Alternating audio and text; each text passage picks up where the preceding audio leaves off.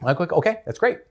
But to my amazement, to my shock, I talked to a number of, again, happily married couples who are also,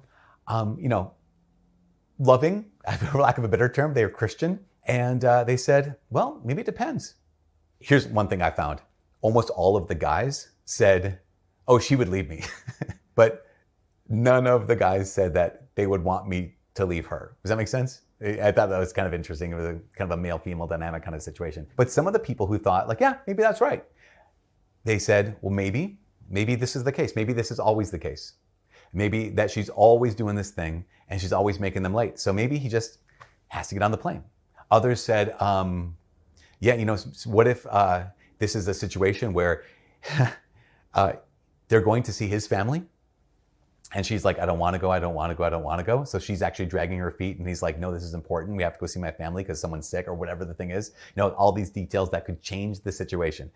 What I found was kind of fascinating was the number of people who try to make excuses or try to make maybe there could be a good enough reason for him to get on the plane. No, I think the only reason, if there's ever a good reason that he could get on the plane, would be he was certain that she was going to make it back. She said she'd make it back from the coffee shop. She's going to make it back. So he got on the plane, got her seat already, and then was horrified when they shut the doors.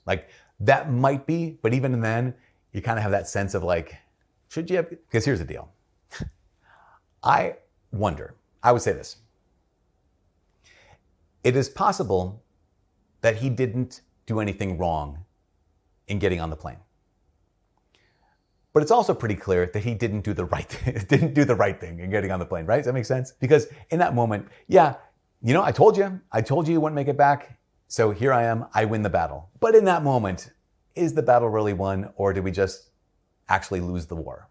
Because if we think about this, what is marriage in so many ways? I mean, marriage is, it's a union for the good of the spouses. It's a union that brings forth life and family, right? With children and raising the children.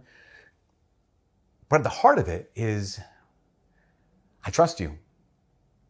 At the heart of it is to become one. The first chapters of the Bible, where here's Adam, looks at Eve. For this reason, a man will leave his father and mother and cleave to his wife, and the two will become one flesh. So there are no longer two, Jesus reiterates. They're one flesh. And there's something about this moment where I just think I can picture myself at the gate going, I can't believe this. We're going to miss the flight. I can't. But if you're married, what does that mean? It means we're one flesh.